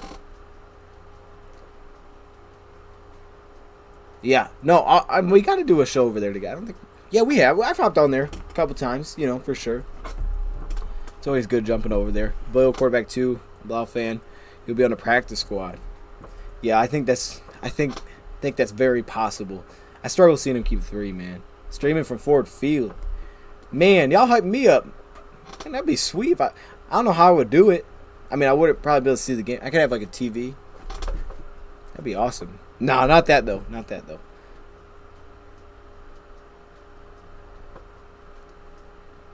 Also do Jags-Lions game. That, I mean, like I said, the plan is to do as many as I possibly can. So I'll just have to see how it works out.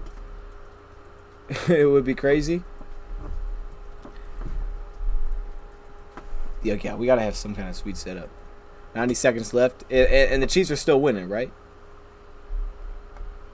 I mean, that's...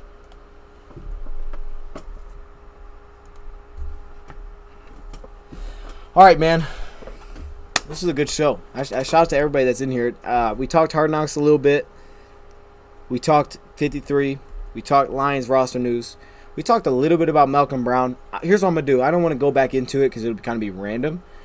But I'm going to do a video or something on Malcolm Brown if we do end up signing him. I would just say it seems very likely that we're going to sign some defensive linemen. Because of Levi's injury mainly. Something's going to happen. I really see it happening, man. I'm making the 53. Then the DT they could have had second game against the Commanders. Cut. Oh, shoot. Cut. Man. I'm curious to see how that plays out. If Jamar makes the team, I don't know. If Jamar, we gotta do something. If Jamar makes the team and we do a stream, I'm gonna need everybody in that stream to have to like the stream. I mean, I'm talking about everybody's in there gonna have to do it. Because it seems like a lot of y'all are on this side, and I'm here saying, look, I think he's going to make the team. And if he does it, I need everybody's going to have to like that stream, man. Because I put it out there, man. Put it out there. And if it happens, that's the thing. That's what we got to do. That's what we got to do. Rad's going to be doing his squats when Jared Davis makes the team. Even though I didn't put Jared Davis on my... Hey, Jared Davis need to have a good game, too. But... Hey, Drag will be doing his squats. I can get 3 yards per carry. Oof. I don't know, man. I don't know. The question for me would be, can I get a 3-yard carry? Like, honestly, if I took every handoff, which I wouldn't be able to, I would get hurt. If I took every handoff in an entire game, every play was a handoff to me, and the defense somehow didn't know that every play was going to be a handoff, could I pick up 3 yards? I don't know if I could. As a total, I don't think so. As like okay, what was his total yards from the game? It's definitely going to be like a negative for sure. Because there's like, I'm going to have multiple runs where I'm just like stuffed, man. Just loss of 6, loss of 7. I'm going to be so slow getting the football. I'll be hesitating. I'm going to be closing my eyes, just going straight. It's going to be terrible. Could I have 1 3-yard run though? I think it's possible. I think it is. Behind this O-line, I think it's possible, man. I think it is. All right? If we get like a whole bunch of pancakes, and then all of a sudden, here comes Goff, and he blocks somebody. He just lights him up. Didn't expect that. Like, everybody perfectly picks up their blocks. He does a little draw play, Everybody backs up. Even the defensive linemen back up. I might be able to get 3 yards on that. I might. And then I'd probably just dive on the ground. But I might be able to get 3. I mean, I just have to dive forward. I think I could do that. I think I could. I would have to be playing like the fullback position, though. He would have to do a draw under center with me at the fullback position. That way I'm closer to the line. That would look so weird. That's what he'd have to do. I have to be up there playing fullback. As soon as I get it, I'm at the line of scrimmage, man. I'm right there. I don't know. Win-loss. All right, before we wrap it up, I'll give you that. I got to do, yeah, he be... Get upfield. See, but that wouldn't be an issue with me. That wouldn't be an issue because I don't think I would... he probably would be yelling at me, yeah. Because there would be no shot I'm bouncing anything. If I try to bounce anything, no shot. I'm not fast enough for that. No chance. I would have zero success bouncing. But I probably would try to bounce just to get away from everybody. Like, oh, there's a lot going on here. Let me get outside. And then I'd lose like 7 yards. And there'd be your negatives. Yeah. Just take a knee. With that, right now, I have the Lions as a wild card team. I'm really curious though, man, because a lot of people like the Vikings. To see how they do. We're in a tough division. They don't get talked about. We're in a pretty tough division this year. So that's that. But I have the Lions as a wild card team. So I think a realistic return is after the bye week, just because he's gonna need practice. And Dan Campbell said, Jerry wouldn't be ready if he just came back. He's gonna need practice too. So I think Jerry Jacobs is going to need practice. Not Jerry. Jamel's gonna need practice. So I'd say after the bye week. I think come back after the bye week. It would. Hopefully everybody can by that time. It would definitely be better than Eze getting yelled at. Yeah, that was unfortunate. He said, who are you cheating? He just sat there, made no noise. He asked him twice. He asked like 3 times. He just sat there. I'm like, oh gosh, he don't know what he's talking about, man. He said nobody. It's like nobody. Oh no. Man, that was funny though. That was funny. The kill part was funny too, bro. He said, what he said? Kill what? He said the protection. Oh my gosh. Hey, shouts to Abita though. Really, like to not be understanding it. I mean, that's tough. And he's still not like he played okay in our last. I mean, it wasn't not like I think he's making the team, but he played okay. Shout out to him, man.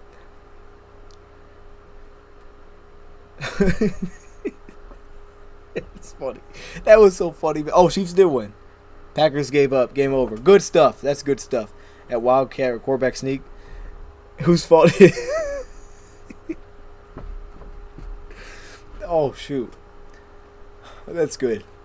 That's good. My man said, I'm gonna hit one more here. Hit 2 more.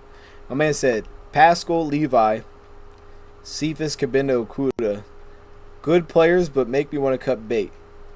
I would I wouldn't even be considering that with Pascal because I haven't seen him. I don't even know if he is a good player. I think he's a good player, but I haven't seen him at all. So definitely, I'm not. Kabinda has Kabinda dealt with a little injury right last year, but he just got his 2-year deal, so I don't think the Lions are gonna be moving him. Okuda is obviously, we all know about Okuda. It's just finally good to see him back. Levi is tough. He's missing a lot of time. It's tough. And Cephas, I'm not too worried about Cephas. He had a shoulder, right? I think it was a collarbone last year. And his injury this year hasn't been the same thing, so I'm not too worried about that. Because now, at least he's practicing. Like some of those other guys you mentioned, man, he ain't even practicing. Who are we killing? Cam Newton is available. I wouldn't do it, man. I wouldn't do it. I'm not a Cam Newton truther. Y'all say golf truther. I'm not a Cam Newton truther. I would not do it. But Dan Campbell did say that it's possible that, just because, we come in with, because I don't think the Lions will come in without a backup, but I don't think they're coming with 3 either. So just because they come in with Boyle as their backup doesn't mean that we can't go get someone at that point. And that's final point here where I would keep an eye on Mason Rudolph. Because if there is any truth to the Lions being interested in Mason Rudolph, that's when it could be legitimately possible, because Mason Rudolph could absolutely be cut if they don't want to keep 3 quarterbacks. That's possible. Not a lot of teams keep 3 quarterbacks. So if they don't, maybe he comes into play then. Coach or GM? I would definitely prefer GM. I feel like I give some hype speeches. But the coach, I would prefer GM. I prefer GM. For sure. I ain't calling you a truther. Okay, stop. All right, we gotta wrap this up, man. That's good though. I see you. I see you. I ain't calling you a truther. No, I rock with that. That took me back. A lot of things just popped in my head when you said that. A lot of things. I saw this commercial with him on it. What was it? Josh? He was on the commercial, man. I was like, what? This dude's everywhere. All right, we out of here. Let's roll the outro. We'll be back soon. I don't know exactly when, but I won't be live this Sunday, but we will talk about the game. Yes, Rad, give us some words of wisdom, please.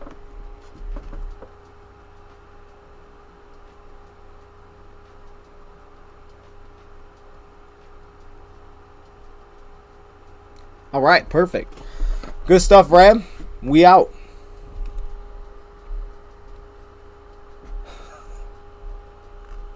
Wait, do we have the outro on? Oh, yeah, we do. Oh, let's just play this one. I forgot I made that preview. That's fire. It wouldn't make any sense. Okay.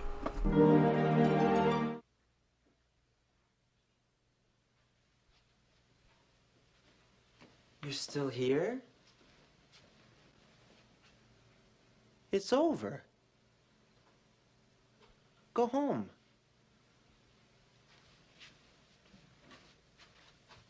Go.